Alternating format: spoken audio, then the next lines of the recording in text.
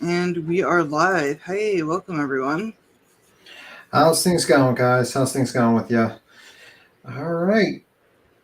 Very interesting stream. We decided just to do like a little kind of like discussion of van life, basically like the little life that they're like what situations going on there. Some people are not liking van life, some people are, and I thought it'd be an interesting one. I didn't want to do something negative. I just wanted to just have like a little bit of a discussion and a chill stream. So why not? Hey, Jasmina. Hey, Steph. Welcome, y'all. Hey, Sean P. So, particularly, what do you know about? Because I remember I talked to you, Tony, about van life, and you said Mm. what a relative of yours actually did it and saved money. Yeah, my cousin did it, but mind you, when she did it, this is before like the whole, smartphones and stuff. She did this. I was probably like maybe 14, Oh, okay. 14, 16. So you got to imagine that's a lot more harder than it is now, because now you can get power generators and you can soup up a Yeah, van and stuff. And she enjoyed it. She loved it. But the reality was, she was like, I can't have no pets. I can't have kids. And I'm just like, yeah, you live in a fucking van. That's why. yeah. It's kind of like being a Yeah. glorified being homeless, basically. Yeah. But she Pretty saved much. up a lot of money, and she now owns her own hairdressers. So that tells you Yeah. something. So originally, it was a couple of months ago. This TikToker did this, and I kind of pay attention to I just randomly go through the internet and I seen this and I was like, yeah, this would be an interesting subject to get into and just to watch various videos and people van life situations, and even like what really inspired me to like do this video like the stream was basically the I think it was what was it Janelle Elena, who originally like 3 years ago basically did a van life video. First video, she gets like a million fucking views out of Mm. overnight, just first video. And a lot of people speculated, like, was this YouTube helping her out? And surprise, surprise, things have changed with her in the van life in 3 years, and we'll go through that as well. So let's play this video right now. We don't want to do a union, just keep on talking, talking.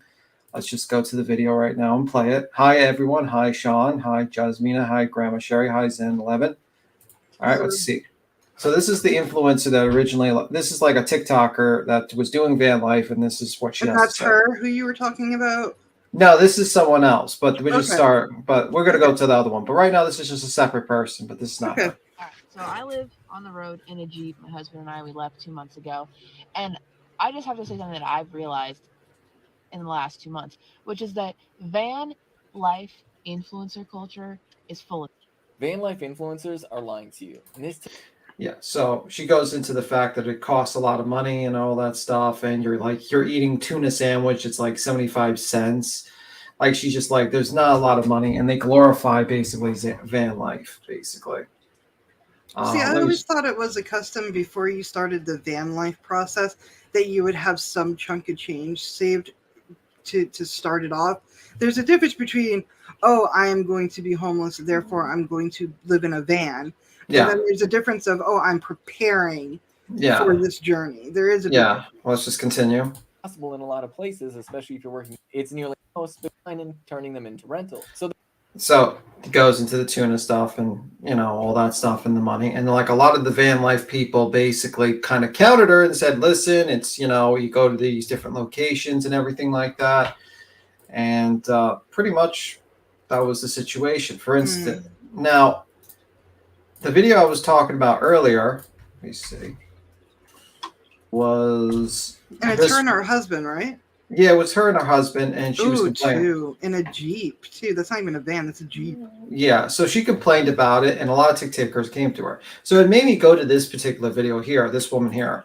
This was her first video 3 years ago, and this was just this YouTuber that just got this little van and pretty much just like has a little pet snake that lives there.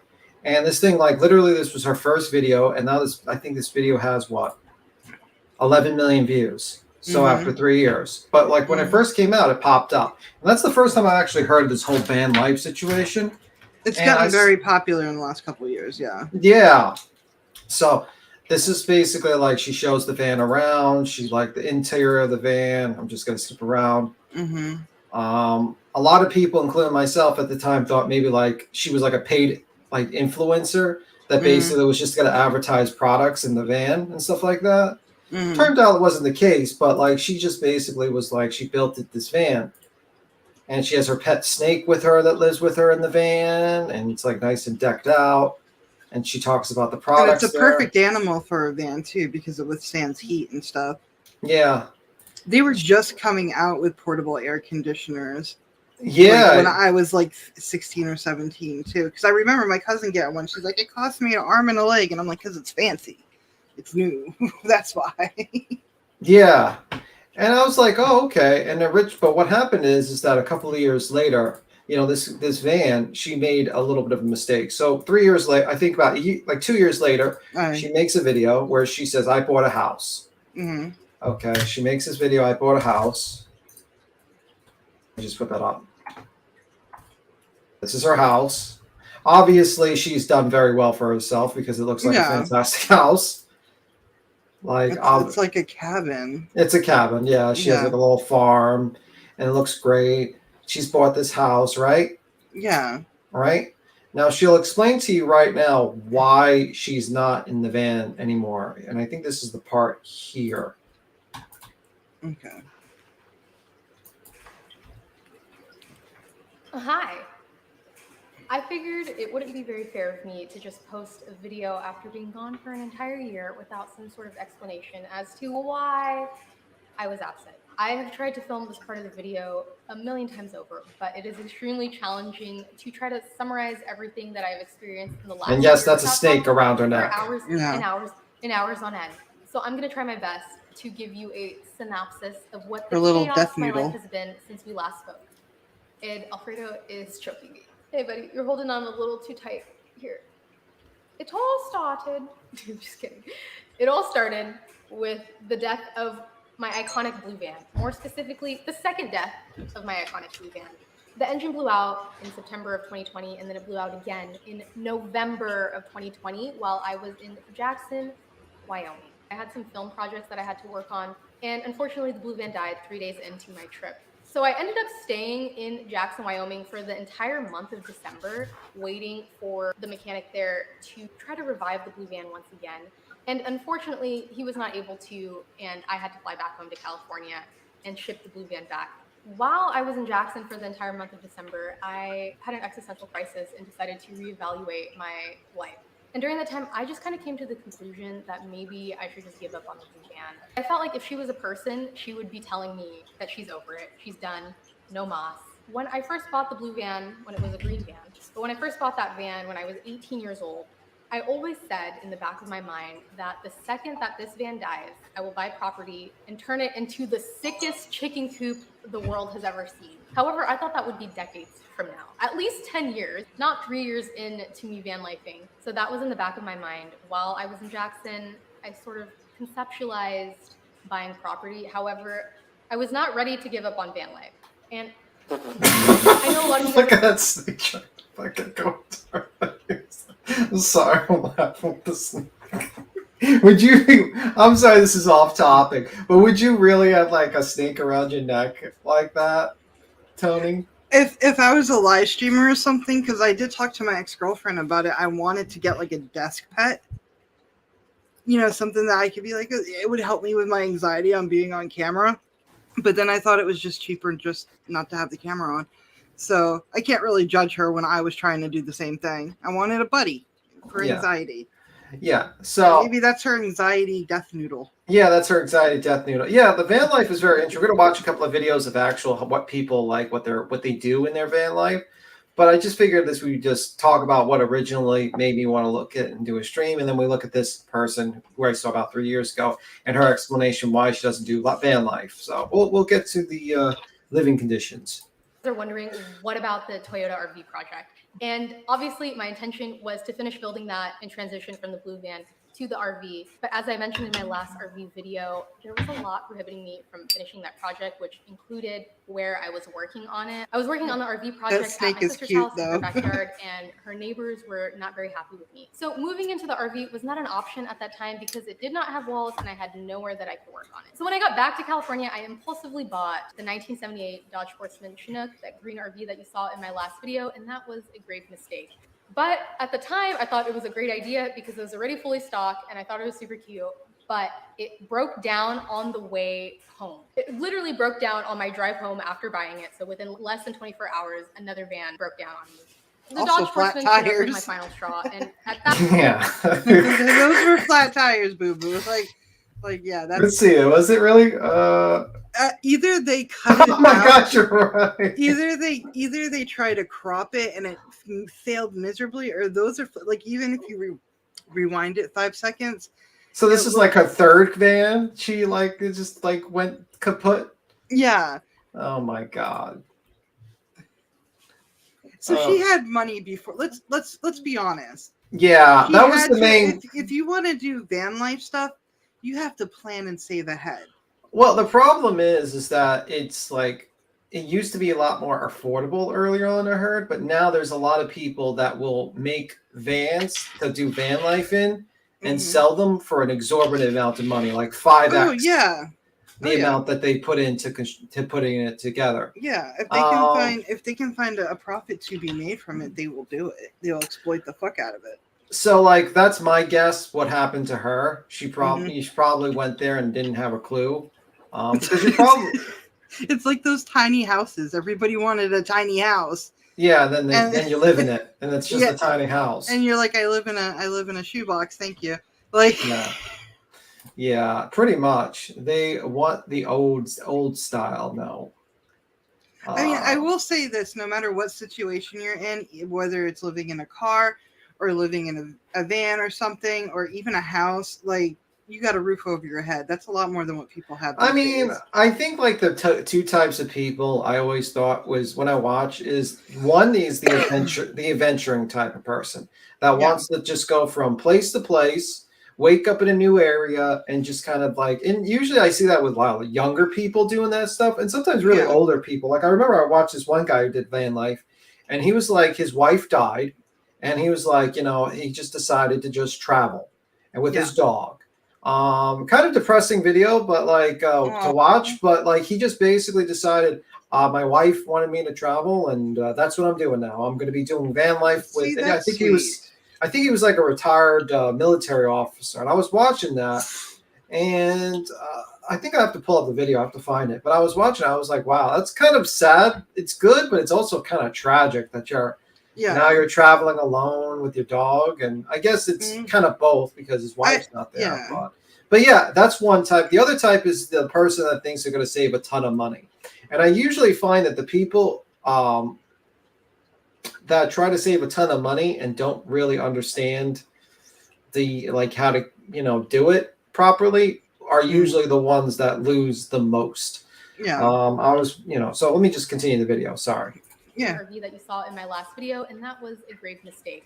But at the time, I thought it was a great idea because it was already fully stocked and I thought it was super cute, but it broke down on the way home. It literally broke down on my drive home after buying it. So within less than 24 hours, another van broke down on me.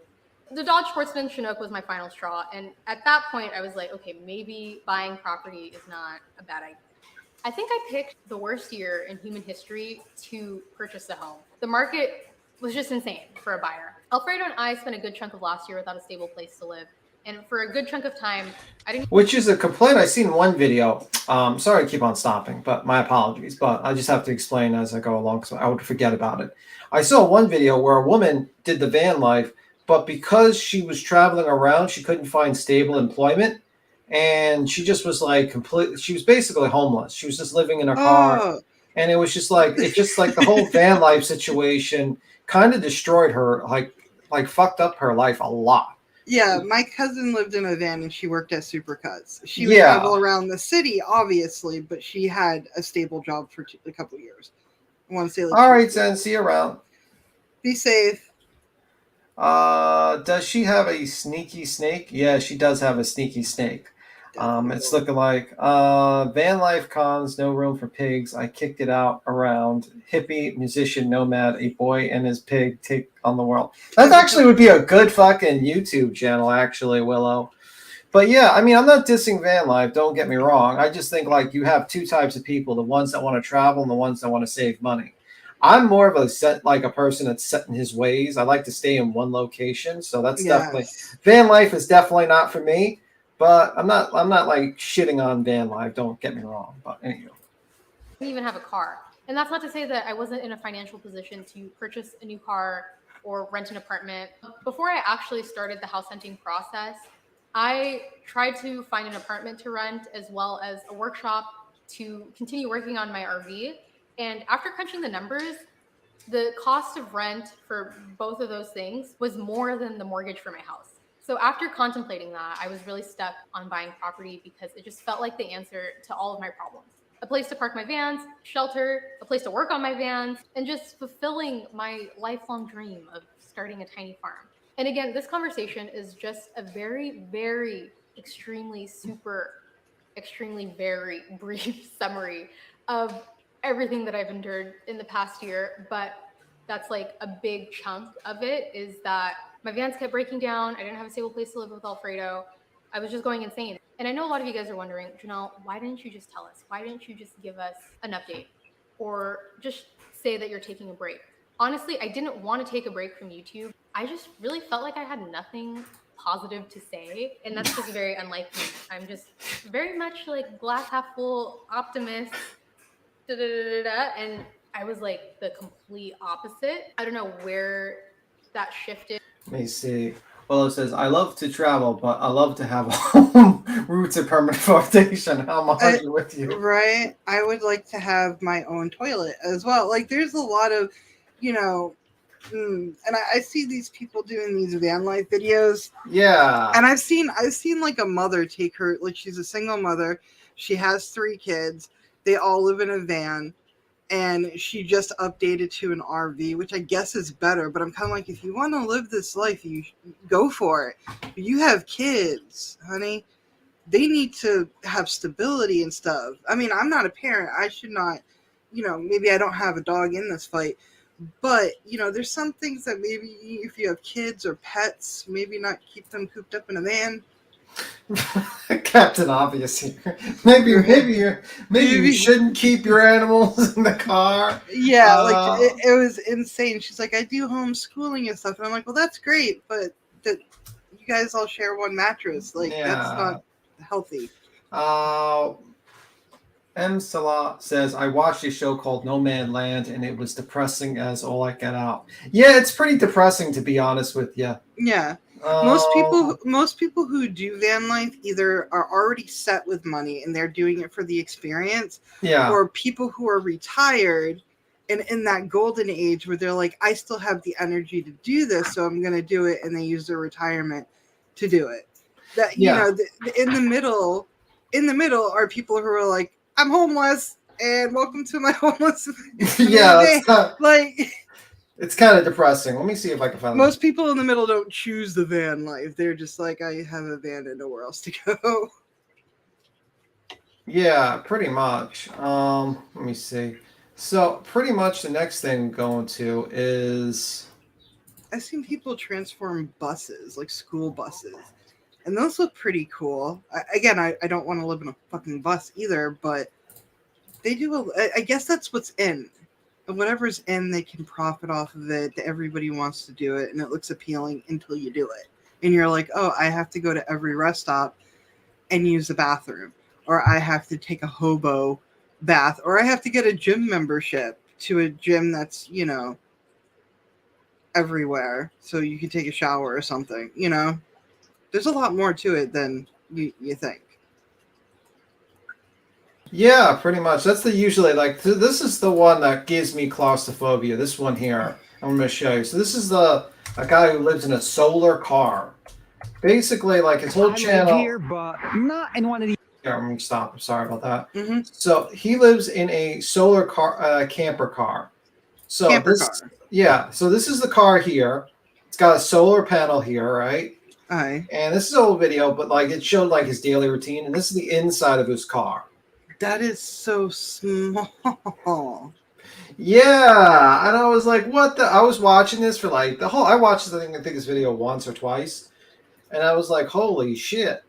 And this is how he sleeps in a day. So he puts the cover.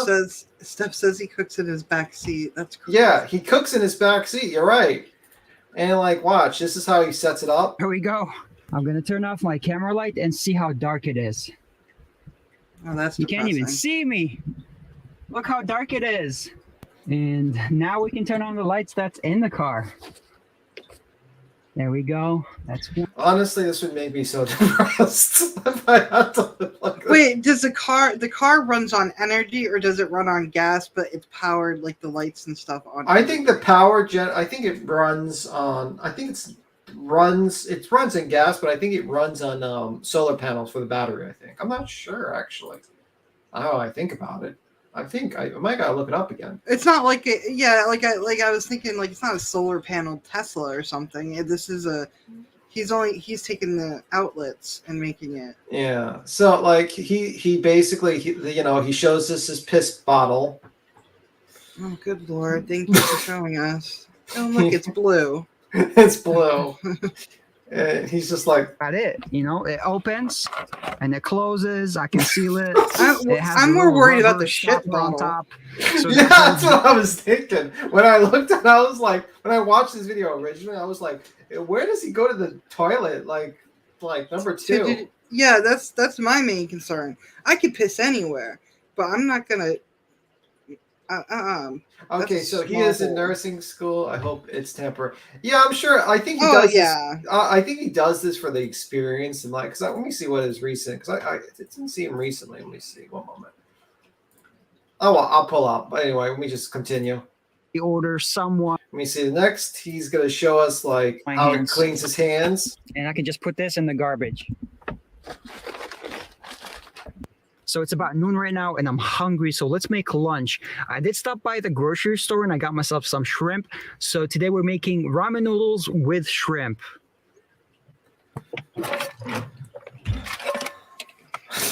This is how he's gonna cook his meal. Seeds. I got Cajun, Oh my god. some vegetable oil, Holy shit. and you got a ramen. So I'm using my ceramic cooker and it takes a 120 outlet, kind of like the one you have at home. So I'm gonna plug it right into my extension cord right here. Okay. He has a So I'm going to bar. power that ceramic cooker using my portable power station that's powered by my solar panels. So I'm on the app right now for the power station and I'm going to turn on the inverter so that we can actually use 120 volt power. We'll make the ramen noodles first. We're going to get this and I'm going to fill it with some water.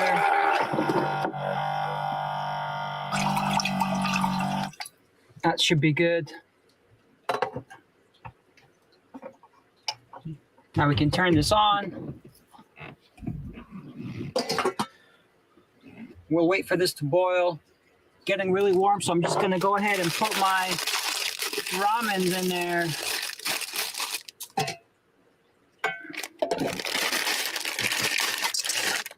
No, you're gonna get ants.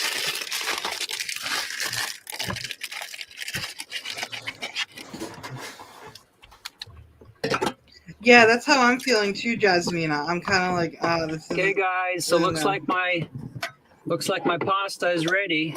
Hey, Yeah. Nikki. Hi, Nikki. I'm actually gonna drain some of that water inside.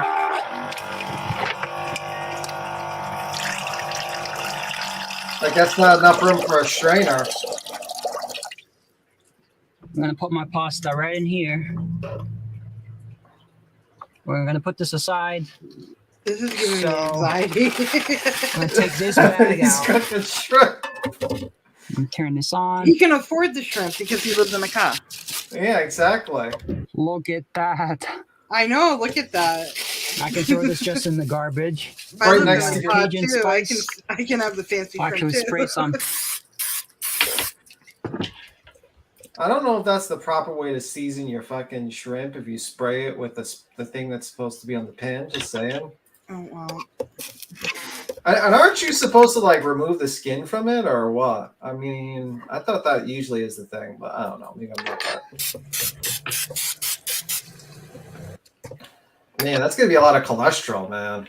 Why don't you just use butter? Why did? Yeah, My like shrimp cooks I guess pretty he fast, wait. so this shouldn't I guess he doesn't have enough room for a refrigerator. Well, he's not the best of cooks, but people like take to too watch long. this shit. You know? Yeah, this is. So I'm just flipping these. Look at that. I'm in my car cooking. Let me flip this Why are one. you excited about this? I think it needs a little bit more. This would be the most. Okay, so we're just about done. Like this is like an influencer that's like working a little too hard to make this like the homeless life. Yeah, that's a whole dish of salmonella. Yeah, this is like obvious. This is disgusting. Like This is this is like an influencer that's really trying to sell this lifestyle so he can get monetized and make money from it. It's like, hey guys, the van life here. We're cooking shrimp and ramen, and I get yeah. this. I imagine how tall. Like Nick said, Nick is a 6 foot, 6'4". Oh, he wouldn't fit So- in this fucking car. And this is like a sports car. Like the guy didn't think, oh, maybe I should get a van or a Blazer or something. He was just like, I'm gonna get a sports car and put a kitchen in it. What? Yeah, that's funny to me. But let's continue. And I'm gonna get my noodles set up, Oh. and I'm gonna sprinkle some sesame seeds. That's not gonna make it better, honey. We can put these back in the cabinet. This He has one, to baby-proof this the one. cabinets. That's the baby This proof one. like that. You know, I Because want if he something goes to too drink. fast, boosh. Oh no. So I carry with me these energy packs. What are you gonna? He's making his Fill drink. it up with water.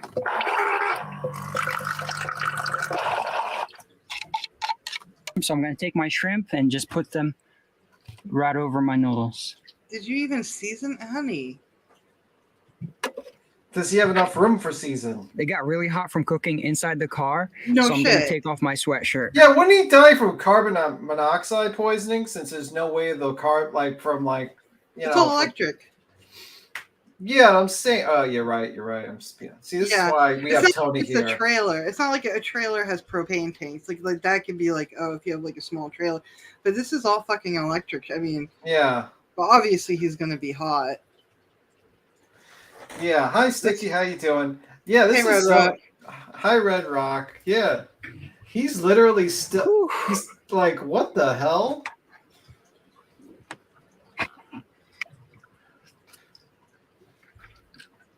That's And so good. Are we gonna watch him eat the whole thing?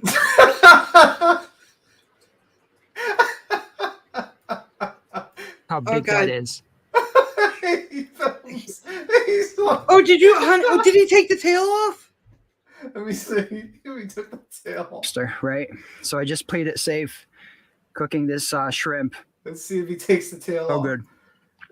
Cajun on shellfish is amazing. I love seafood in general. I was gonna cook a lobster in this car, but I had mixed feelings about people liking it or not liking it, since it would be a He's live squeezing the lobster, tails right? off of So I them. just played it safe, cooking this shrimp.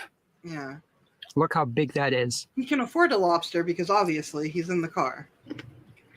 Oh, you hear that crunch? That is so Oh, good. you didn't cook it enough. Oh. Oh. I mean, more power to him. No. He seems happy.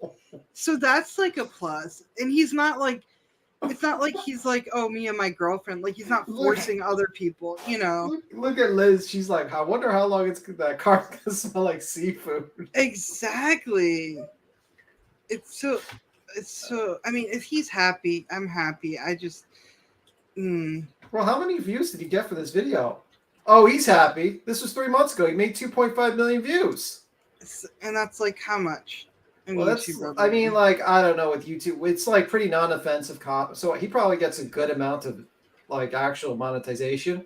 So he probably made like 10 grand, maybe 10, 15 grand from this video. Yeah, right, Nick? Do not cook a whole fucking live lobster. Does that say Cumberland? Oh no, that says Timberland. I was about to say this You with guy your- better not be in Massachusetts. Also, ramen noodles are so underrated. You can make so many things with them. Oh, I remember the first time I slept in a car. can we One of the pause foods it? that I would eat. Who here thinks ramen noodles are underrated? They're the most popular cheap food out there. Yeah, I mean, Everybody fucking, they're not underrated. People I are eat vegan. surviving off of it.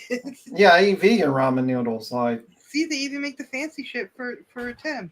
yeah. Eat is ramen noodles, plain, Cumberland Farms, without Cumbies. anything, not cooked, out of the packet. Okay, we got to skip this. He's got to do the cleanup now. We don't want to have to watch him eat the whole shrimp thing. He has to get that 20-minute. He almost got the 20-minute mark, but Wait, where does the bad water go? I guess he has something in the bottom that catches the water, and I guess he tosses it. I don't know. He puts it in his pee bucket. I can dry it like that. There we go. So this one's good. That does not look Now this one, I think I'll put some water. Just trying to clean it. I don't see That's soap. not soap. Yeah, where's the soap? Like, that's That's not clean. And it's not That's a about cast it, really. iron, so there's no excuse to it. Because cast iron, you don't use soap. What about all the crumbs that fell to the floor? That's what I said. I'm just He putting some dropped stuff some away. of the noodles on the dock, and I'm like, oh, you're going to get ants. I might make some tea later, so Maybe he hopes to outrun the ants. Like, like he just drives away. I don't put know. this on the side. He's got I like wonder- tea. We're done with this. I wonder if he secretly done does with this. videos in his car, but he actually lives in a house. You know what? Yeah, that's that good. could be a possibility. Who knows? Because there are shitty people out there. I'm not saying he's one of them. I'm just saying So there I'm are checking my people out phone there. right now, and this is for the battery indicator. It tells me how much power I'm getting from my solar panels. I'm only getting about 17 watts or 16 watts. And I think that's because we parked under a tree or next to a tree. It's about Obviously. 2:30 p.m. right now. So Solar I power, expected dude. Yeah. more because it's sunny outside. Anyways, at least we're charging somewhat. So Oh, that was a good meal. maybe if you turn your lights off. Look how like he has to pretend that he's like Charging somewhat. having such a good time. Oh, that's such a great meal. Bro, you ate ramen and fucking barely cooked your shrimp. I'm surprised you're fucking standing here. Oh, that was a good Oh meal. my god. So the longer that I live in the vehicle, the more that I know what's wrong with it. One of the things that I noticed is I was missing a charging station for my electronics. So my battery is in the trunk, and I ran a USB to USB extension cord, and it's sticking right out of here at the front of my bed. Hi Bam, how you doing? Hey, Let welcome. me see. Do not cook anything live on a live stream. Yeah, Yeah. that's a really quick way of getting your quick way to get your stream taken down. Probably. Yeah. And then I got this 4-port USB data hub. Okay. Or this the is- vegan teacher going after you like nonstop. So we have the one piece on here. We're done with this one. Oh my god. So I'm gonna make sure it's stuck on there. So where do I want to mount this? Let me see. Oh Jesus Christ, man. Let's YouTube in itself is a full-time job. But anyways, I need Splenda.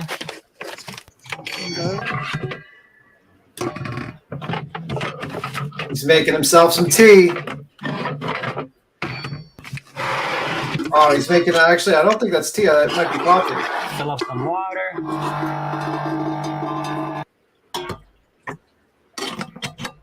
And then meanwhile, we can prepare the coffee. That's a lot of sugar, bro. I'm hoping the smell of coffee will cover the smell of shrimp that we cooked earlier. I'm on my iPad. If there's Wi-Fi around me, I can just go ahead and leech.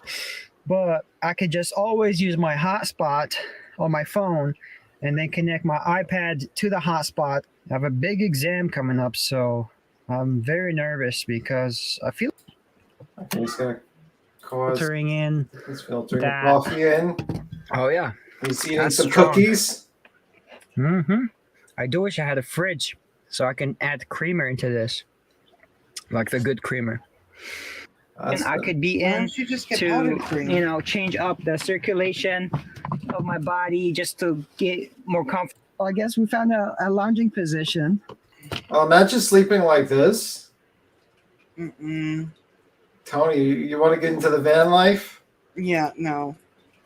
Okay, so Or 5 minutes. This I wake up from sleep, I would just remote start the car and Okay, this is how he sleeps.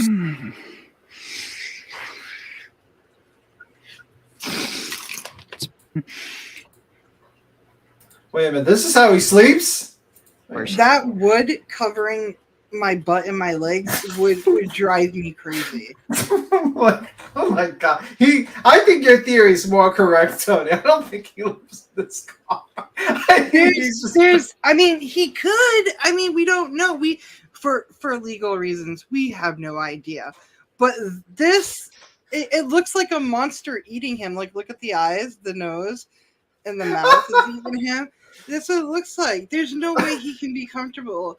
I mean, more power to him if it's real. More power to him. Oh my god, bro. But if it's not real, I know. Like, I get it. Yeah. cold, so I'm gonna turn on the car. The good thing about a small car is that the interior is so tiny. He woke up because he was freezing. Oh my god. See, that's not healthy. Well, that's one van life. Let me see what's the next one. Okay, we gotta find. Where's the one I was looking at before? It was like the day in the life of a van lifer. Was before. Let me see. Yeah. I was watching it before. Yeah, it is claustrophobic. Like the whole entire thing. A land yacht. Yeah, right. Okay, so this one's called. I got this next one. It's called "What Van Life Alone Is Actually Like." Okay, we're gonna look at this one. All right, this is in the van life. Let's see. Okay, so this is an actual van, so that's good. He's got an actual bed at least. Oh, and he has a window too. The other guy didn't have a window. Yeah. So this is an improvement by far. And and he has a fucking kitchen. Yeah, so this is a decked out van life. This person had money.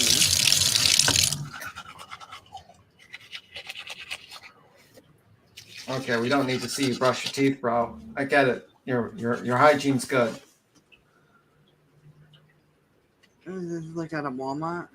Yeah, that's usually the Walmarts or parking places. Well, they allow you to sleep in their parking lot. Other places really don't. You know, like the crime waves in Walmart parking lots are like huge sometimes. Like there's a lot of crime that actually occurs in Walmart parking lots. So I don't know if I would want to be there.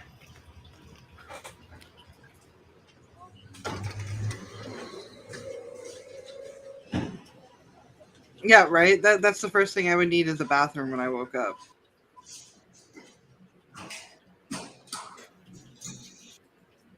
Hobo bath. Hobo bath. Hobo bath.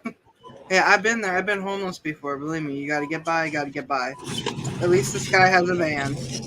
Yeah, absolutely. Oh no, the price of eggs is going up.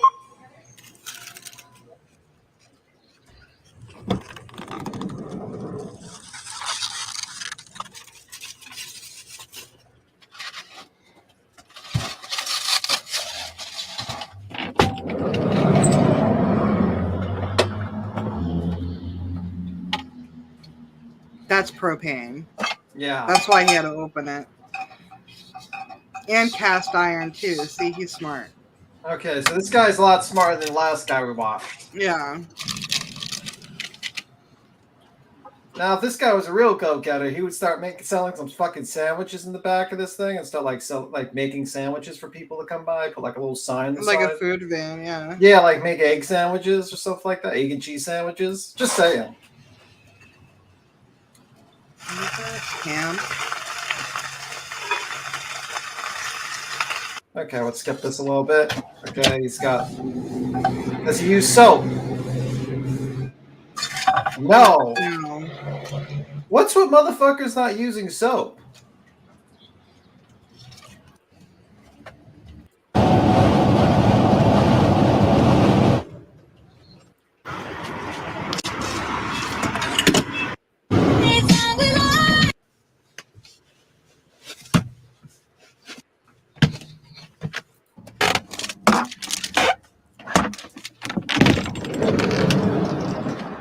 Another Walmart parking lot? See, I told you gym membership. Yeah, they always have gym memberships. Yeah, 'cause you get Showers. the showers. Yeah, you're right. Hey, I've been homeless, I know. Okay, he's doing gains, and now he gets the shower. He goes back into his car. Is he like shaving? Yeah. He's Could have done shaving. that in the shower. Yeah, he's shaving now. Oh my god. This van life doesn't seem as glorious as being put out to be. That's the cleanest porta potty I've ever seen in my life. Right? That is not in Boston, I'll tell you that right now. Okay, this is him. He actually games and plays video games on us. I was going to say, he has a PS5. No, that's an Xbox. Yeah. Okay, so he's playing video games. That's good. Okay. He's making dinner. Oh, fuck. What is he eating? Dumplings? This man's diet's not that very healthy, I have to say. At least he works out. Yeah. I know people who got the gym membership just for the shower. They never worked out there. Yeah, you might as well work out there. Dinner for two? Does he have the date? No. He lives by himself. Oh, so he's hungry. Yeah.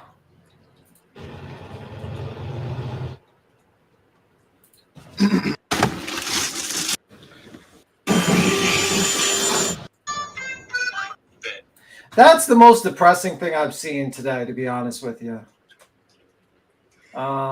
If I would do the van life if they had a toilet. Bro, I would need a self-contained van. Yeah.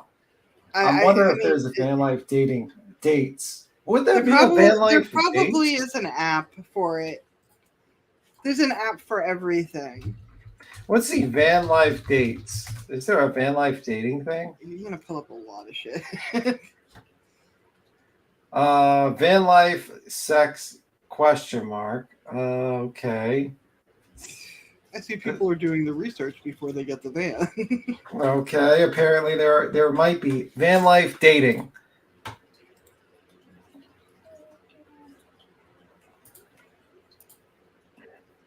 This is I want to see an actual like couple.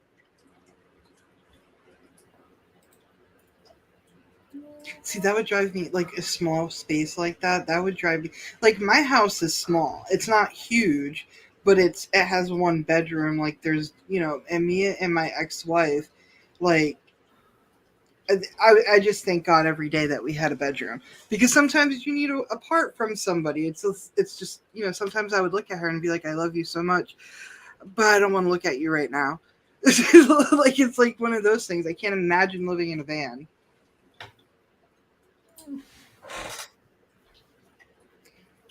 There's a cute couple who live in Baja. Let's see, I don't know. Yeah, it's not looking promising for dates. Let's just say that. I was just looking in there. Apparently not. Boston, of course. Yeah, absolutely. Let's see the next thing. So the next one is, what is it? I was debating for a long time about saving up to get like a tiny house. Are you surprised that you did not do van life? No, I would never do that. No. Okay, so this is a lady that says it's this old video. She actually does an update, but I can't do this anymore. Oh, that's a cry for help, honey. This is a year. So this is not even. I mean, this is 23 hours ago. I thought this was an old video for some reason. Oh wow. It's 2018. My kids moved out, and I decided that I would move out of my San Diego townhome into my parents' house as a base so I could travel full time. I didn't have any income coming in because I had recently quit my long-term job. So I was like, what can I do that's adventurous, that I could save some money? So I decided that I would live in my car. That was all through the end of 2019 into 2020. And things were going Worst well. I was time. getting my bearings, living this vehicle living lifestyle. And then the pandemic happened. So I went back to my parents' house. In California, the lockdown went on for 150 years. At that time, I liked the vehicle living lifestyle. So I decided to buy this van, Simon, which I kind of now call Snoopy, the van. Finally, in December of 2020, I jumped on the road in my van and we were off. Now, during that time, there was many ups and downs. I mean, all the things: health, family, relationship, money, van breaking things, all the things. So I had a lot of good times and a lot of not so great times. And during that time, I was building up this YouTube channel, Travel Snacks. As a little side note, when I first got started, my full dependence was on God. I used to tell people, like, when they would ask, where are you going next? Or what are you doing? I'd be like, I don't know. I just let God guide me. Especially when I was living in my car. Do you have like to pray for this car not to break down? I'm just gonna let God guide me. That's all I'm gonna do from here on out. Jesus, take the wheel. Sticky says, as long as you're somewhere where the weather is nice, there's all outside. I need my alone time. Yeah, I prefer a tree house for Follow the Great. It says, I live in a small cottage on the side of a mountain. Okay, cool. Great. Do you really have a tree house? Yeah, she has a tree house, probably. I wouldn't doubt it for Grain. I felt more at peace. At the same time as I'm building this channel, I'm realizing that there's a lot of people watching this channel for inspiration. Many people say they're living vicariously through my travels. Lots of things, lots of comments, lots of all the things. And I love this channel and I love the snack pack. But over time, I got burned out. I found myself making videos for the sake of making videos. Obviously, since this is my full-time job, there's got to be a balance. I would always do things I try to be of high quality, high value. But there would just be times where I would kind of be just like, oh, what can I post today? As opposed to just sharing my adventures or my journey. Somewhere along the line, I don't know when it was. I think it's just a gradual thing. Somewhere along the line, I just started feeling overwhelmed, so lonely and so out there on my own, making videos, staring at my phone, my camera, just talking to a screen, not talking to anybody else. There's no one around me. And just feeling like I'm trapped in this cave of my own making. And thinking that if I stop doing this, stop living in this van, that I'm letting everybody down. I'm letting so many people down, including myself, because this was an exciting adventure, exciting thing that I wanted to do for myself, that I wanted to be free and live out in the streets and out in the world and just anywhere I wanted to go. But instead of it being free, it became like I have been a slave to this lifestyle.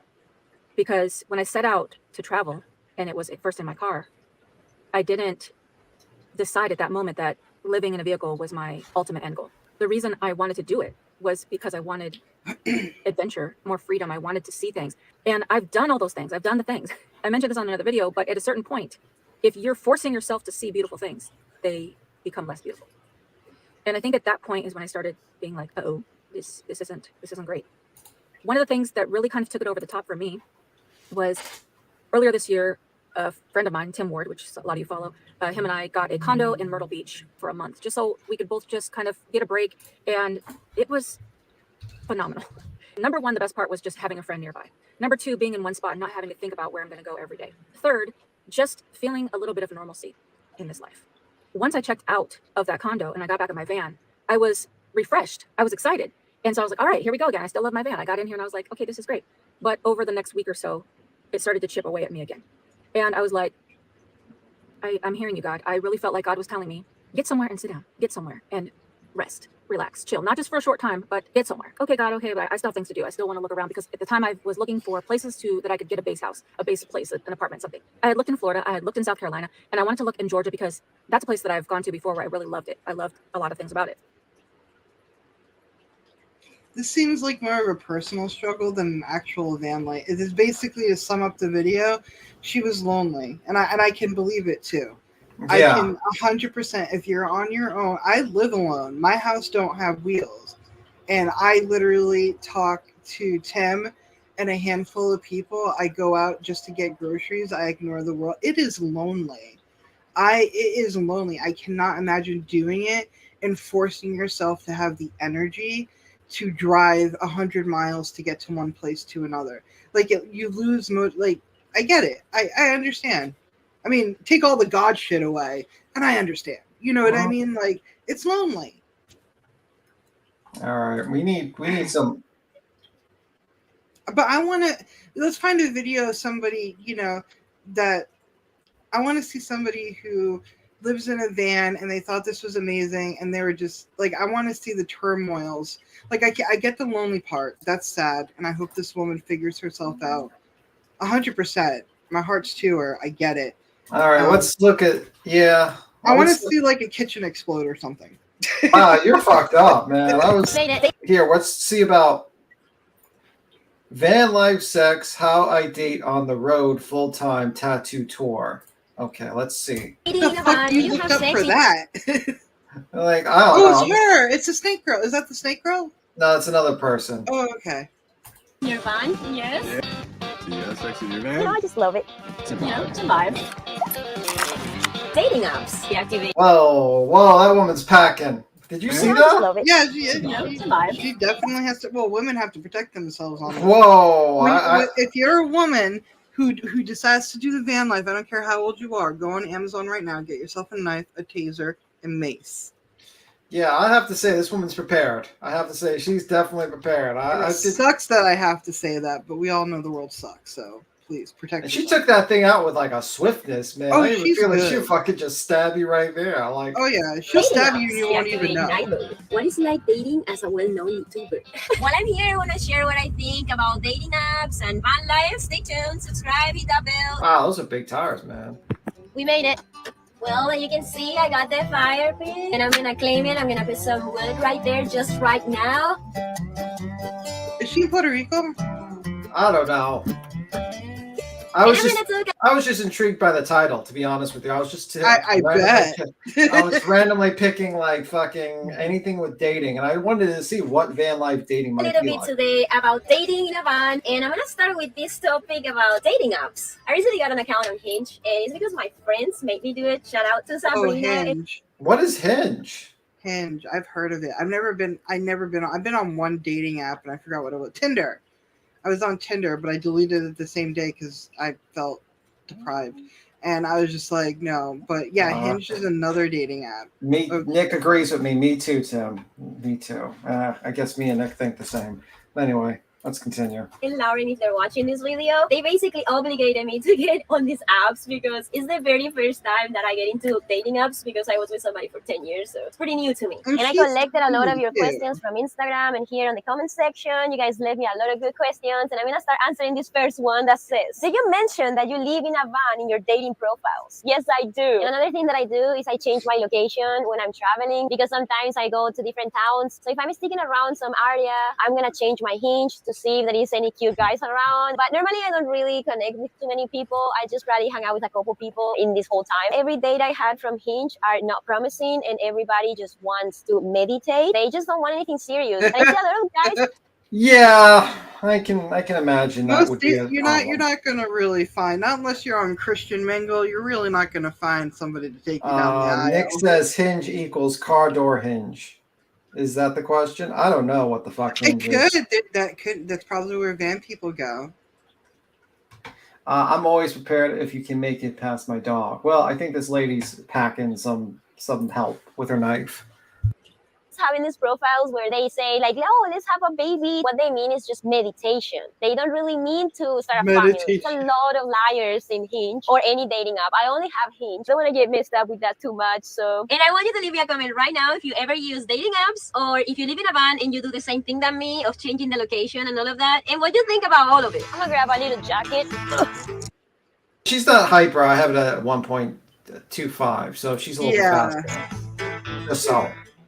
Clearly English isn't her first language, so you have to. Yeah. You guys blow up the comment section in last vlog, and I'm going to do the tattoo tour now while I'm going on a little walk. I can't believe how many flowers that are here, guys. It's beautiful, gorgeous. That is Let's beautiful. see it, and I'll do a little tattoo tour. I'm going to start with my first tattoo. See, it's not all depressing to live in a van. Like, we're not going to just shit on it, but... And I got this tattoo here on my fingers that says Sonrisa Infinita, and this was my first tattoo. I got this tattoo because one of my friends from childhood died with cancer when I was just like 19. It has a lot of meaning. I always remember my friend. Then I have a lot of tattoos in my hands, my fingers also. I really love it, actually. My biggest tattoo is my back piece. I have a big tattoo that goes all the way from my butt way up here. I don't want to really pause it on the lady's butt. No, I was just gonna tell people I have hand tattoos, and if you guys get hand tattoos, here's a little advice: make sure that they're black enough and thick lined, because if not, they fade.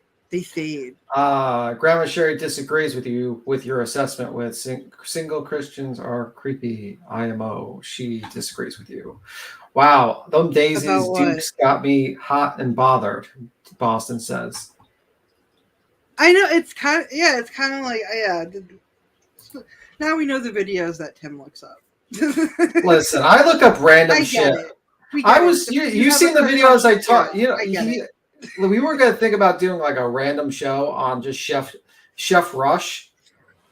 You know, like that guy who does 2,222 push-ups a day and only has 3 hours to sleep. And he does these random cooking episodes, like these shorts. Yeah. And I shit you not, I've seen every single short from Chef Rush. I know, because you wanted to talk about him. And I was just like, you really like him. I really liked him. I liked, like, because he's like a drill sergeant cook, like chef, and he makes like these cool viral fucking. So yeah, I watch some random shit on here, and that's like, you know, not everything I have to like watch is like drama related or true crime. It's like I just watch random shit just for fun. So if you want to see the full back piece, you're going to have to follow me on Instagram. I'm going to leave it right here because I have to cut it off here on YouTube because they don't let me show, you know, my entire body. Then I have a bunch of tattoos on my legs. I got this one in memory of my dad because this geisha has some throwing knives. This is her YouTube channel. No, I'm saying, is this her dating video? Like her, you know, remember the videos they used to make in the 80s? Yeah. That's what it feels like right now. Yeah, I feel like she's gonna definitely need a guy who wants to travel, because I definitely don't think a 9-to-5 guy working a job and wakes up at like, you know, 6 a.m, goes to bed at 11 is gonna be the type. Like, I think she's gonna need like more of an adventurous person. And my dad used to throw knives all the time. And because this video is about dating and he used to throw knives all the time. Oh wait, my like God. A professional, or like you know, that like explains the knife on her possession. She's fucking probably a knife like an expert. entertainer or like an angry drunk. Like you need to explain more. You can't just say my that. My guess is as an entertainer. Some throwing knives, and my dad used to do some on my legs. I got this one in memory of my dad because this geisha has some throwing knives, and my dad used to throw knives all the time. And because this video is about dating and living in a van. Like, that's why she has the knife. She's probably trained by her dad to throw fucking knives. She'll fucking, you try to make a move on her that she doesn't want, she'll stab you, bro. And why not? I do have some tattoos that are matching with my ex. I don't regret about having those, but definitely I don't love them. And I have 2 tattoos that are related with my divorce. One is this one, and it's a snake, you know, that stabs my heart. That's how I felt betrayed when my ex left me. So I got this tattoo, so I never forget. Was a midlife crisis and then the second tattoo. Yeah, it could be a midlife crisis. This explains it. Now it's, you know, now it's like kind of a pre-midlife crisis thing. You got a divorce. You said, fuck you, give me alimony. I'm going to get a tattoo, and I'm going to live in a goddamn van. Fuck you, Ben. I don't know who Ben is. I'm just guessing. That's you're using your own life experience. Okay. Yeah, because I've been married to a guy named Ben. Me, Tim, ain't tapping that. Yeah, I'll be running from that. She's pretty. Yeah, Viper, just pretty. Yeah, just like a Venus flytrap, I guess. So related with my divorce is this one right here. It's a bald eagle and my date of birth. And I got it as a symbolism of freedom, to not forget about myself anymore and to be brave. You know, I just love it. In this video, I'm not alone. I asked my friend Logan to be on the vlog. He's also a VanLifer, and I think he's going to be pretty funny. So I'm going to roll this edit, and I hope you guys like it.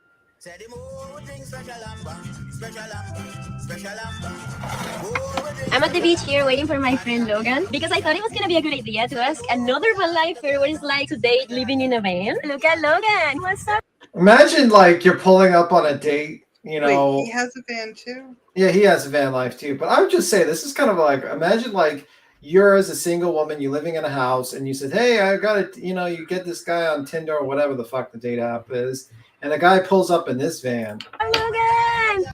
I mean, I guess it's cute if they both live in a van. I love you. His van looks Hi, like my name is Logan. This is 1991 Rally SDX GMC, and I've been living in my van for about 3 years now. 3 years. Yo, that 3 is like, years. Kind of gives me that like old hippie like vibe a little bit, man. Like, oh no, this is definitely hippie hipster hippity hoppity land. Like this is what the fuck? She can skateboard too. Yes, Boston, the girl of your dreams, might be here. It might be Shakira. You know, she was born in apparently 1991. So she's 1991. I'm older than her. yeah, you're older than her. She's older than she's actually yeah, I'm older than her too. Yeah. Yeah. She might scare men off with all the knives. Yeah, especially the knife on her actual leg that she can pull up with a quickness. Yeah. Might scare them I mean, away. that could be his kink, though. It could work the opposite. It could definitely be a turn on to some men. Yeah. I mean, some men, might be into that stuff. Have Logan on the vlog. What's up? Like you hear, Logan has been living on this van for almost 3 years. What do you do for a living, Logan? I paint for a living. You're a painter. Leave a comment down below if you're a painter too. And I know Logan for some time, but I want you to tell the vlog a little bit. Oh, I'm originally from barefoot. the East Coast. Started VanLife in high school, actually. And in this van for about 2 years now. Built it out myself. So we have some questions from Instagram. Are you nervous about telling a hottie that you live in a van, or do you embrace that? Honestly, I embrace that. I have a belief that he probably has very little difficulties on dates. He's a very good-looking young man. I don't like him. You don't like him because I don't know. Not about it. I don't like him because he's barefoot skateboarding. That is so dangerous. So you don't like him because you're like it's like an old person reason, like, hey, you damn kid, put on some goddamn shoes. You can honestly get hurt.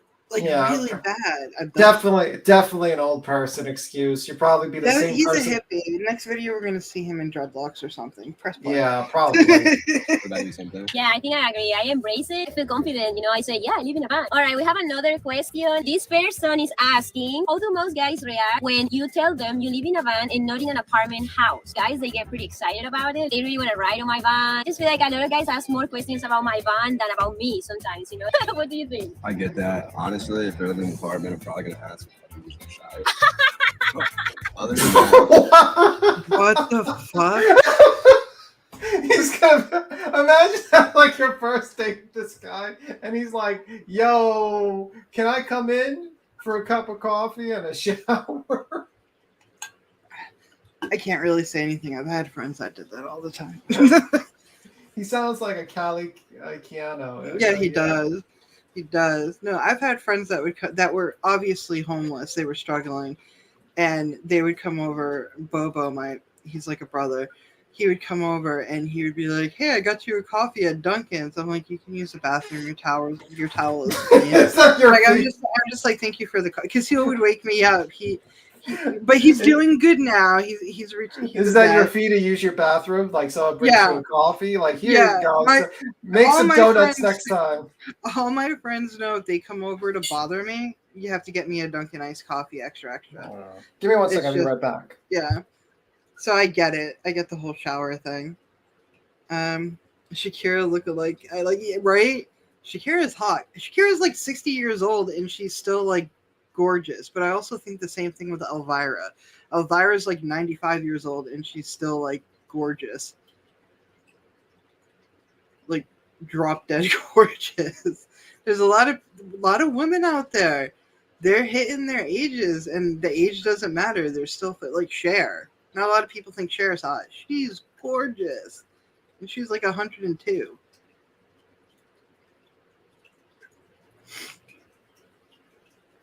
How old is Shakira actually? Now I'm gonna. All right, now now I'm back. Hold on, I have to look up something. All right, I disavow Tony for anything he said just now. So anyway, just in case he said something. So basically, Tim just said he's gay. So Shakira is 46 actually. So Shakira is 46 years old. She's still. Oh, okay. This is Shakira. That's her. No, that's not Shakira. That's not Shakira. Who's Shakira? Out of you. Shakira, whenever, waka waka Africa. Shakira. Oh, okay. My hips don't lie. Shakira, waka waka. The Colombian singer? When I DJ, you always listen to it because I always play it. Yeah. Oh. Yeah. Okay. I'm very bad with people's names. Yeah, her name. She doesn't look 46. No, she's fucking gorgeous. But that's the same thing with the woman that plays Elvira. She's even older and she's still drop dead gorgeous. Still drop dead gorgeous. Well, to me. Yeah. Let's see.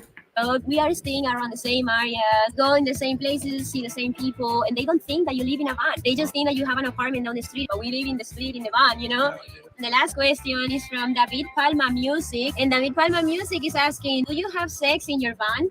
Lol. Yes. Yeah. Yes. Do you have sex with your van? Yes. Everybody has sex in their van, you know, because it's like so convenient. It's a You know, vibe. it's a vibe. Yeah. The van's a rocket and don't come and knock it. Thank you for showing us That's your tiny home. clever. We absolutely love it. I'm gonna leave his Instagram right here, so you better give him a follow. Send him a DM. He's single. VanLife. Say bye to the vlog, little guy. Thank you. Nobody writes for free. Try that.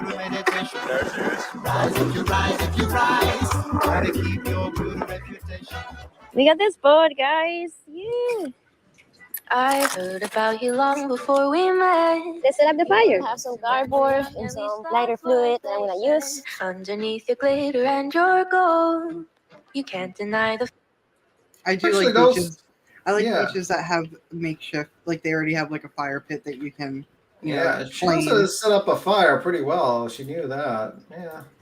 Stink like campfires. I just changed my clothes. It's perfect San Diego sunset. And right there, I made my own campfire. The one is looking good, quiet. It is pretty. Yeah, it's definitely well done. Like a nice little situation. You have to be One very more peppy question. to do this life. Like you have to Yeah. be mentally, you know, there. Yeah, and this is her bed. Okay. All right. A lot better than the last guy, like the guy in the car. Yeah, that guy. That Yes. that. No, yeah. Lydia Rico channel. Are you an illegal channel? No, it's just me. My name, Lydia Rico. Oh. Yeah, I live in that van. Yeah, biggie one. Thank you. Take care. Hey, Joneson. Bye. Hi, Johnson. Yeah, that's pretty interesting. So now we know about the dating. So I mean, I guess now we know. You know. Obviously, they're gonna. I mean, this guy's van though. Let I mean, see. if they're happy, that's the thing though. Like, as much as we can sit here and react to it and give our opinions, at the end of the day, if they're happy, they're not hurting anybody. It's not like their van says free candy on the side of it or they're creepy or something. I have a problem. I just think it's just like a different lifestyle, but very interesting. So this one is. I'm like gonna do van. She's gonna talk. This is an older video. It's 8 months ago. Same lady that talked about how bad it was. So we're gonna go with the she little. was lonely. Yeah, because this is where she talks about the lies of van life. More people are talking about this. Stick with me and just hear me out, because there's a few things in each category that I think connection, you're going to be out of luck unless you get a major booster or whatever. Those are costly, and that's fine. You can do So that. this is about talking about remote work. Basically, she's going to talk about.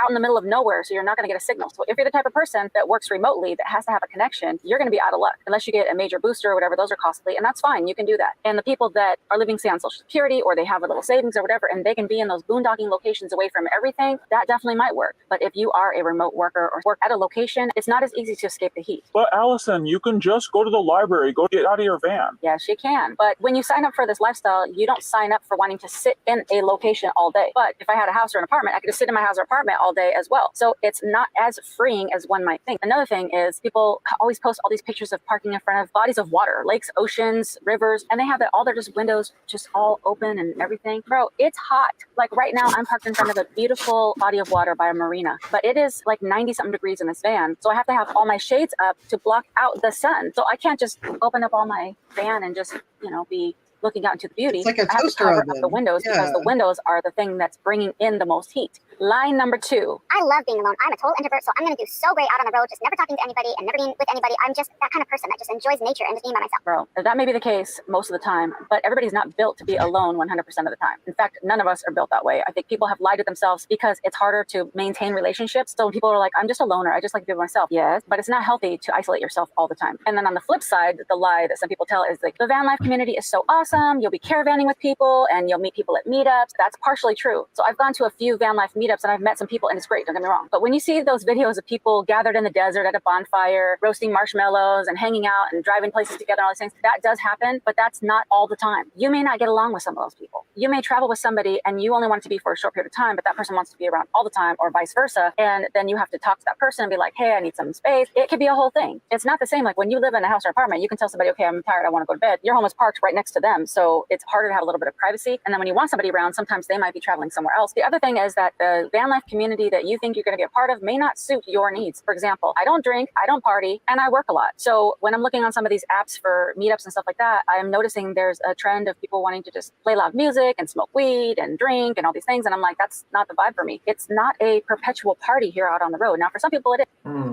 Let me see. Just look at the comments. She's telling the whole truth. Yeah. Thug life, Nikki, but if you're gonna van life to get chicks, you have to speak to women's language. Something like I see you, understand you, and should be the name. Okay. Let me see. It's a regular life, but living in a vehicle. And on that note, I don't think anyone's talked about this, is you have connections where you came from. Friends, parents, kids, siblings. There's people that are in one location and you're not there. A lot of nomads are constantly on the move. And those people's lives are going on. They're living their regular life. I just had this discussion with one of my best friends who lives in San Diego. Now, when I'm not fully out on the road. Now, that's the thing I was thinking about with that date, that woman with the very pretty woman with the knives. She seemed to like go on these dating apps, but like, what happens if she got interested in one guy or a woman in the position, like in one city? Would she have to stay there now to date them? Like, kind of defeats the whole purpose of van life. If suddenly you get into a deep relationship with someone and then you just can't like leave now because you want to continue dating them.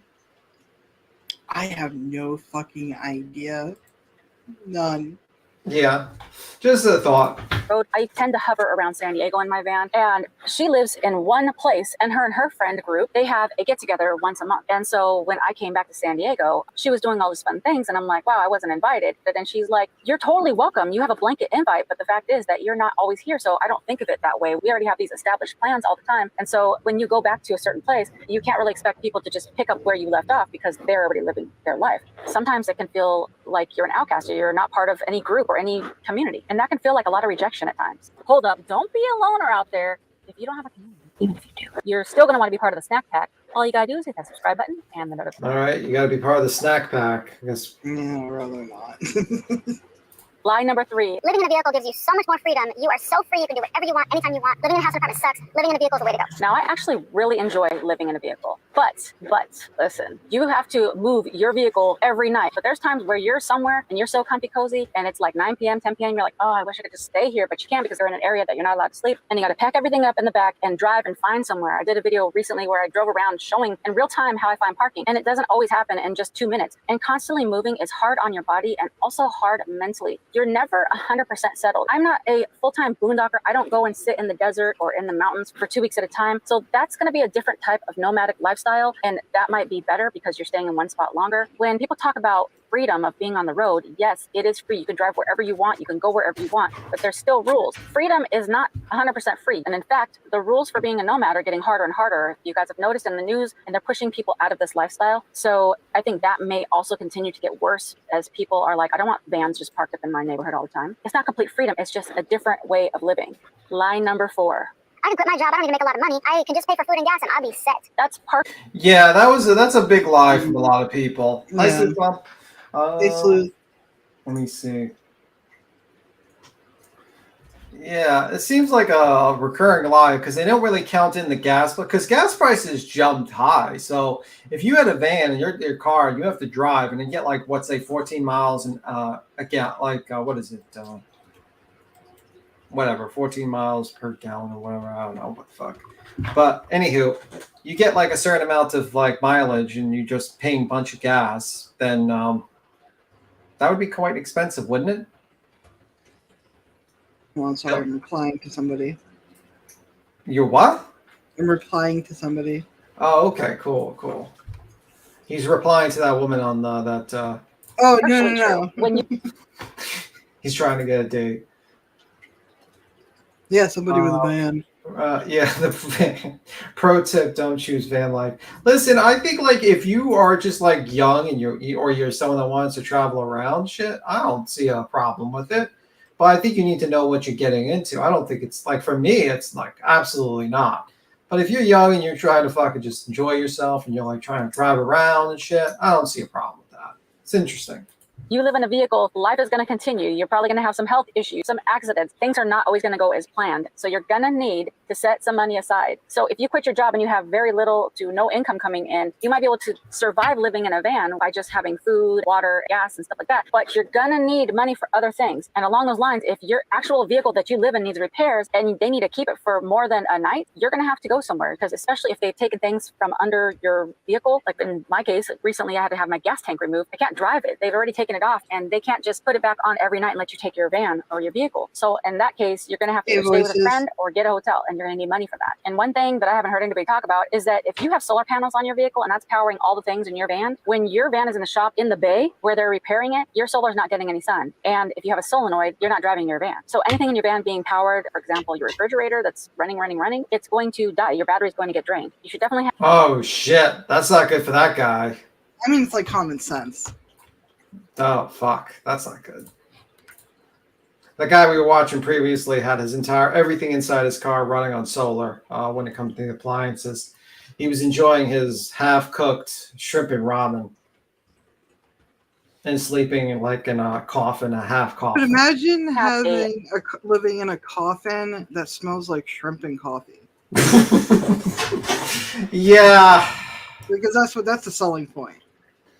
Yeah, that's not good. That's not good at all. Plan in place so that when something breaks, you are prepared for it. And that leads me to line number 5. It has to do with preparation. And this one I haven't fully figured out, but it just recently just kind of smacked me in the face. And I was like, oh, shoot, like I never even thought about this. And so I'm going to be talking about this a lot more on the channel. But for number 5 is I'm going to do van life forever. No. No, I'm the type of person that when I get excited about something, I'm full force into it. I'm like, I'm going to do this forever. But over the years, I've learned something about myself is that I'm really invested into something until I'm not. And then I'm ready to do something else. And that's okay. But when I first started car life, I was like, I got to live in this vehicle for the rest of my life. This is the way to go. And now that I've been doing this for 3 years, I'm like, all right, I get it. I understand why people get to the point where they're tired. I'm tired. It's not living in this van. People get it wrong. It's not the small space. It's all the other things that go with it. And you still have family issues, health issues, relationship issues, all the issues. Every issue that you have in a house or an apartment is all the same issues you have in a vehicle, plus you got other issues. So right now, somebody watching this is like, no, I'm never going to get to that point. And maybe you're in the 1% that you're going to want to do this for ever. Even if you want to do it, sometimes it's not going to be your choice. It could be a family issue or a health issue that's going to take you out all the way. You're going to have to go live in a certain spot for a period of time. There's going to be a time, even if you're like 150 years old. I mean, if you're 150 years old, you beat out some of the people in the Bible. I'd like to meet you. You may be in your hundreds and you break a hip and you're not going to be able to live in a vehicle. Like, what are you going to do? All I'm asking is, are you ready? I had to ask that to myself recently. And at a certain point in your existence of being a person, you're going to want to be in one spot. You're going to want stability. Some people that are doing this lifestyle are in their 60s, 70s, 80s even, and they love this lifestyle, and there's nothing wrong with that. But hit that for like 10 more years, 20 years. You're going to be like, okay, I need some stability. I need to have a place to rest. What am I going to do? I got a good few years left in this van life, and then I'm going to want to do some different things. And I really wish that I would have watched some videos about this earlier. I didn't plan it. I was just like, ooh, it's so fun. We're going to just have a whimsical time. And now I'm like, okay, I like it, but I'm also kind of like, what's next? Don't let this deter you from this lifestyle, because it still is a great lifestyle. But if you're just starting out, make sure that you have a plan in place. I never want. Texan has a question. What's the question? Tim and Tony, I have a question. How do you come up with the subject matter of the day? Mostly Tim does, and he's like, hey, do you want to talk about this? And then he'll show me like a video or two, and I'll watch it, and I'll be like, oh, okay, let's do that. Yeah, let's do that. Or sometimes I tell him, no, that's fucking boring. We're not doing that. Yeah, he's done that. He shot a couple of ideas down. Yeah, but he does too. Because there's sometimes I want to get a little preachy, and he's like, we're not doing this, Tony. Yeah, I usually like to keep things like, sometimes I'll get into the subject, but if I feel like, I don't feel like getting too preachy or too much into certain things. Yeah. Sometimes I just like looking at people's lives. Yeah, it's pretty interesting, this particular lifestyle. But what's your thoughts on it so far? Mine or Texan? What's Texan? Are you asking me or Texan? I'm asking you. Oh, my thoughts on it so far is like, be prepared. Like, do whatever you want to do. It's your fucking life. As long as you're not like forcing your kids and your pets to live this very, very it's dangerous. Let's be real. It is dangerous to be on the road, to sleep in weird parking lots. It's dangerous, but if you want to do it, please be safe, be prepared, and have some money saved up. Like, you have to have, a lot of people who do it already have money and they're doing it for the experience and they're just like, whatever. And then the other part of the people that are doing are people who are retired, who use their retirement to travel the country. Like, do your thing. But, you know, there's a lot of people out there that are like, we did not choose this at all. We're just poor. And that's where we live. Sorry, motorcycle coming. Okay, motorcycle gone. So VanLife. motorcycle life. It is that it's hot here in Boston. It's like almost 82 degrees.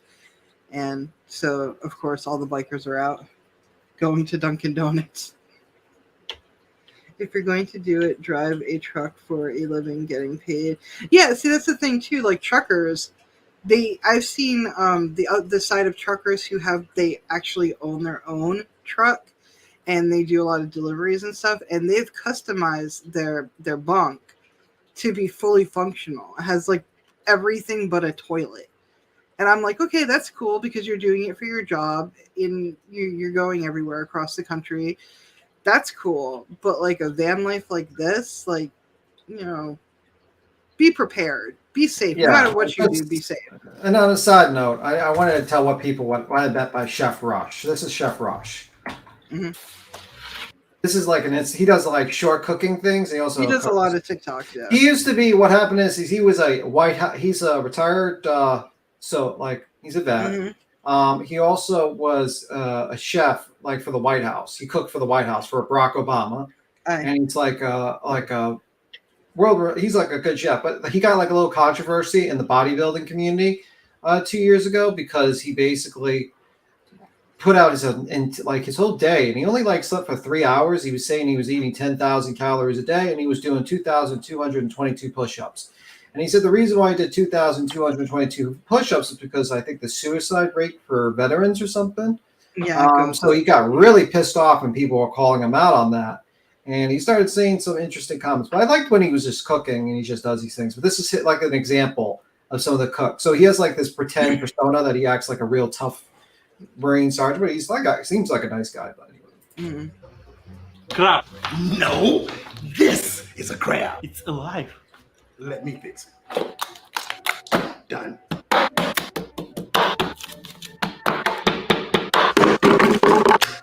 Thai chilies.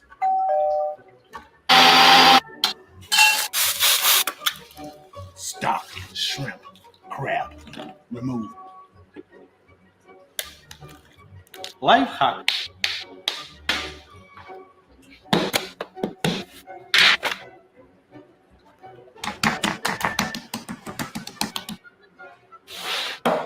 Protein. Not this time. So that's a little example of Chef Rush. People just know. Tony's like, what the fuck did I just watch? No, I see him on TikTok all the time, and to me, it's just another guy who cooks. Do you get what I'm saying? Like, there's a lot of them out there. Yeah. Everybody has their favorite. Like, don't get me wrong. I just like watching just random people, just random shit. I like that woman on TikTok that judges people from cooking these really weird things. She's like, oh, look at that. Everybody's so creative. Does anybody know that woman? Oh, look at that. And it's like the most, like, these people who make these meals, and you look at it and you're like, your family enjoys that? Like, this is abuse.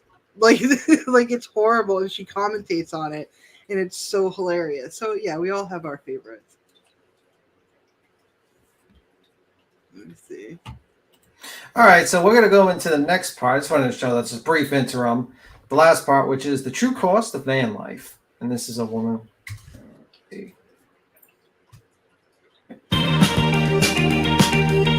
Sorry about the music.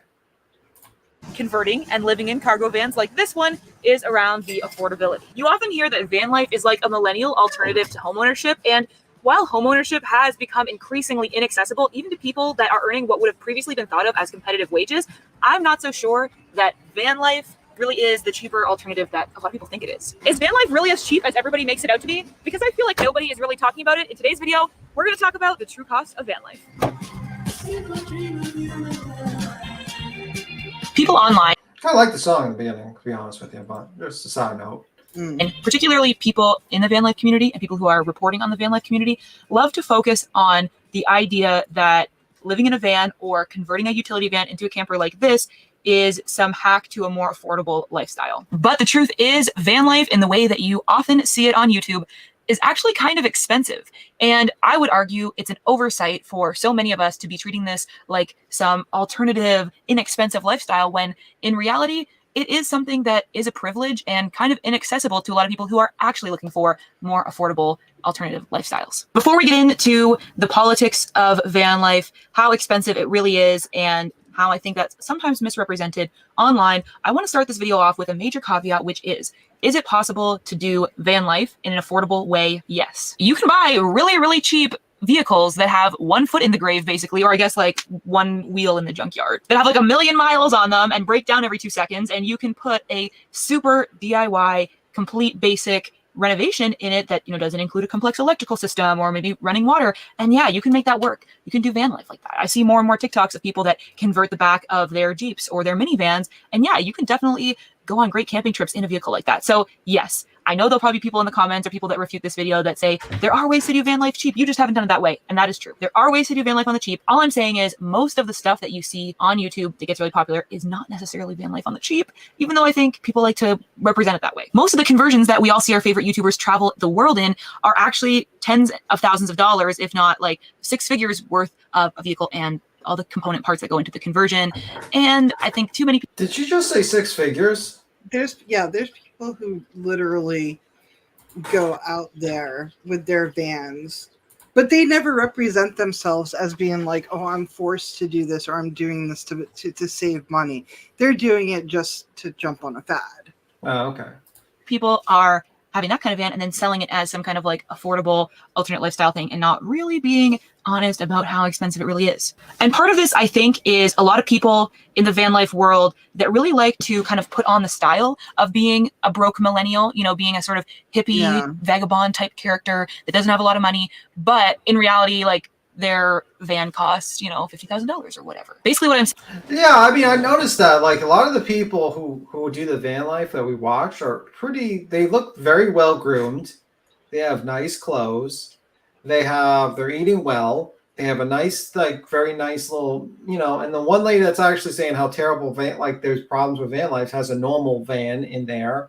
Mm-hmm. Like, it seems like there is a certain group of people that are kind of like, just kind of, pretending that they're poor. I mean, like that lady with the snake, whatever, the murder snake, whatever, the death noodle, the death noodle snake seemed to have money to buy a fucking farm. Yeah. And that looked like it was renovated.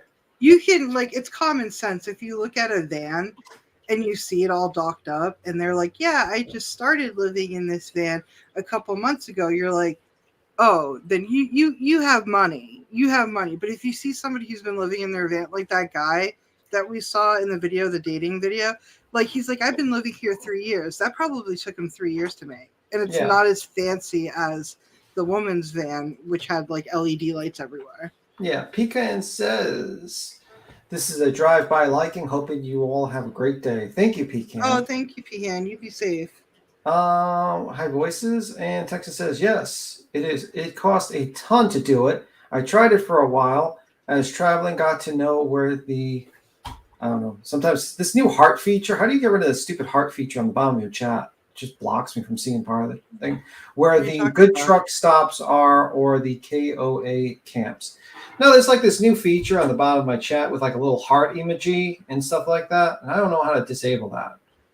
Where, on YouTube or? Yeah, on YouTube. Yeah, I see the hearts going up, but I don't see the heart for me. Maybe I can't heart my own content. Maybe I can heart myself. Yeah, apparently I can heart myself all I want. Yeah. Well, they're trying to accommodate like how Facebook Live has that too, like the emotes that pop up and stuff. Okay. So they're probably competing. I wish they would just move it away from like the bottom of the chat so it doesn't block some of what people will write. That would be a smart feature. YouTube, move the like thing. But anyway, I just been like it messes up me reading it. But anyway, side tangent. Sorry.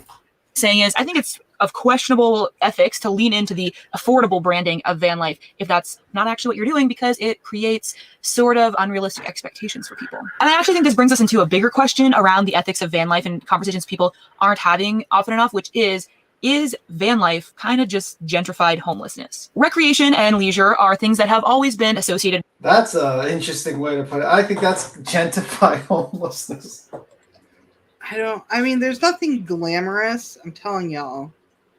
Well, you are technically homeless. No, I am not homeless. But No, I'm talking about the van life people. Well, yeah, the van life people. Yeah, that's not you. saying. I know you live in a house. We've seen where you live, but I'm saying van life people are homeless. Well, that's like, it goes back to what I said. Most people on YouTube that are doing this have the money to do it, or who are retired or took early retirement to experience this. But the people who have money that do this are only jumping on a fad. The people in the middle are kind of like, we really had no choice. Listen, I need a toilet. I think that's like the prerequisite. We all need one. I can't.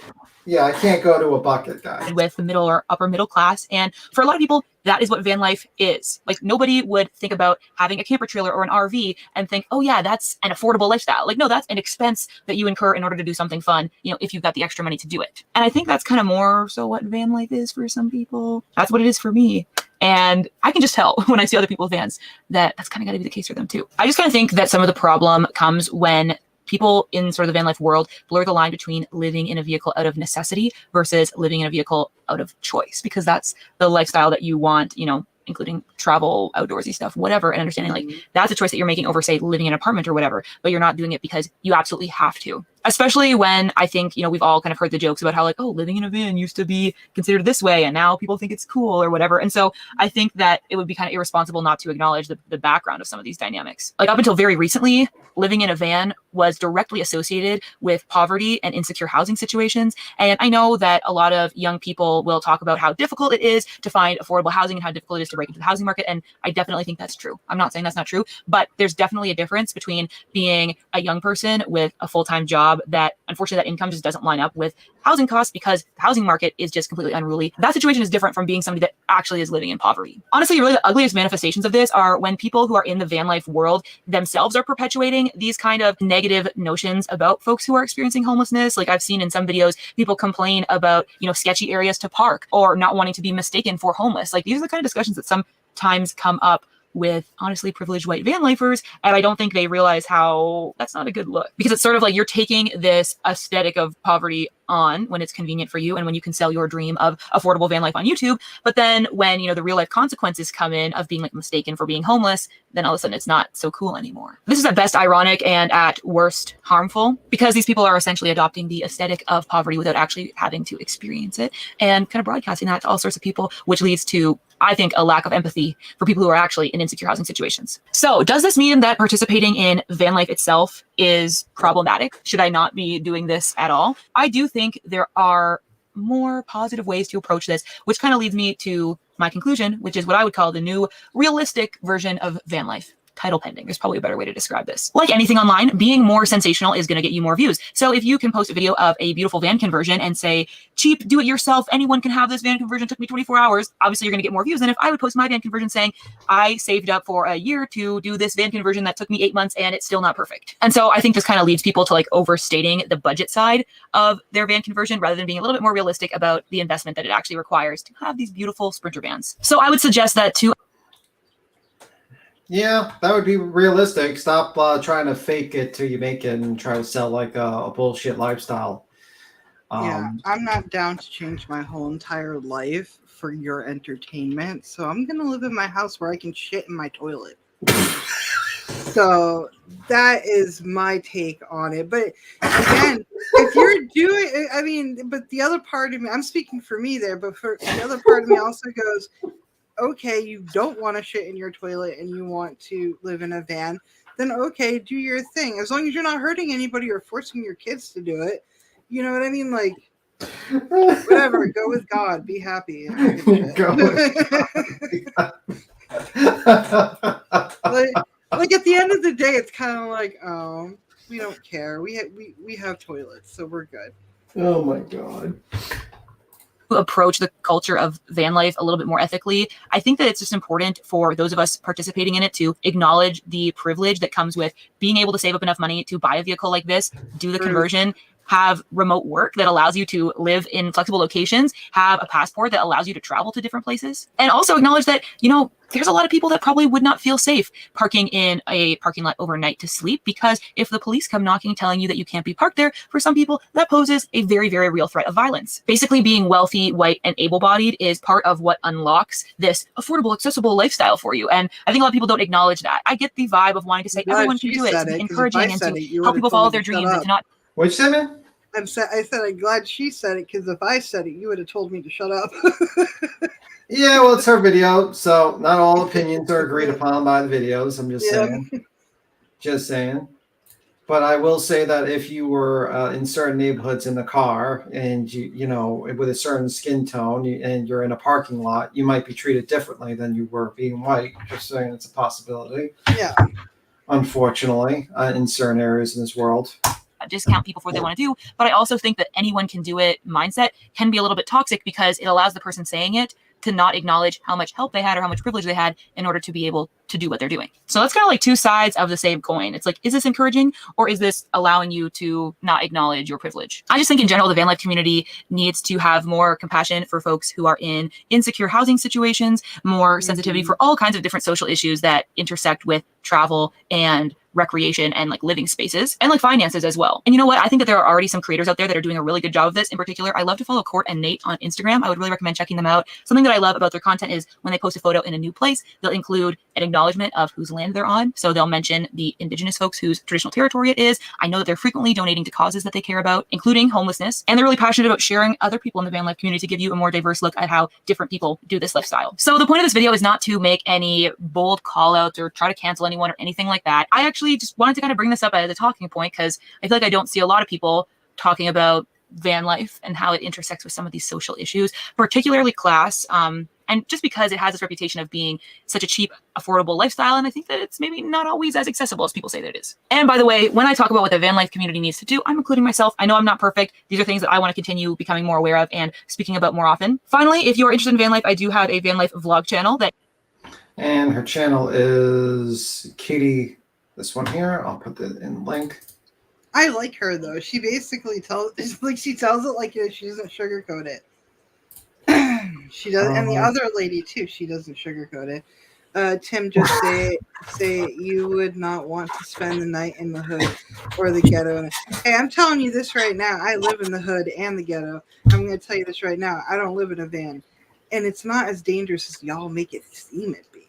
Like, God, that's horrible stereotype. I don't know about that. I grew up in some rough neighborhoods. I definitely would not want to be sleeping in a van. It depends. I mean, if you live in fucking Southie, like everything's fucking. Yeah, I've been all it's around. Not dangerous. We have like a close knit. It depends on. Yeah, I get you, but like I've been in Brooklyn. There's certain areas you do not want to be in after a certain time. Oh yeah, I know, but.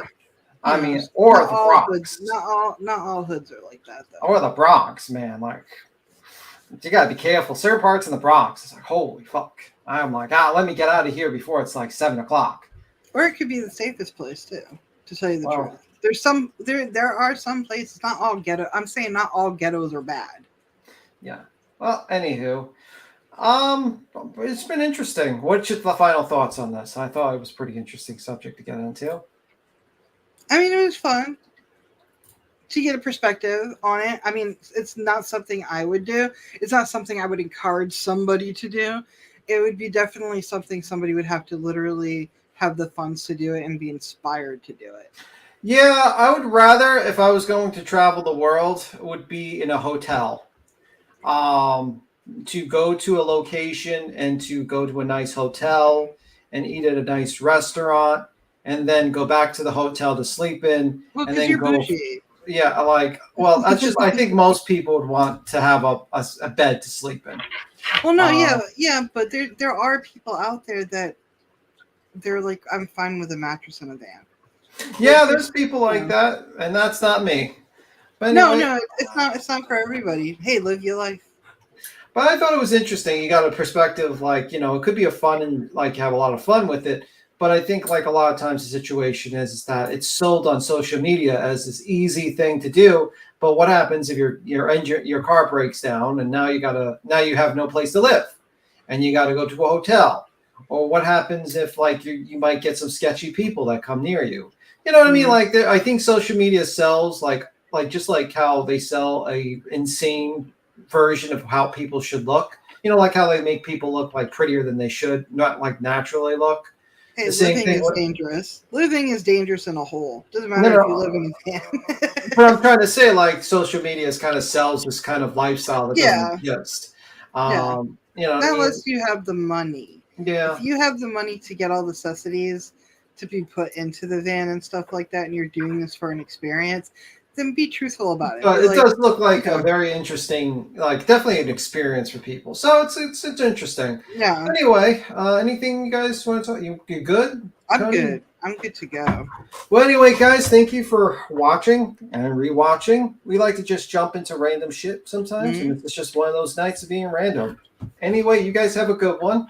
Bye. Yeah, you guys have a good one. Keep safe, and y'all have a good weekend too. Thank y'all for watching, and we will be back hopefully on Monday.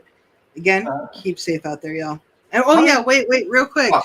Also, real quick, happy Mother's Day to everybody who's a mother here, or a grandmother, or even a single father that's pushing, playing both roles out there. Happy Mother's Day to y'all. I hope you guys enjoy your weekend. You guys have a good one. Bye, guys. Bye.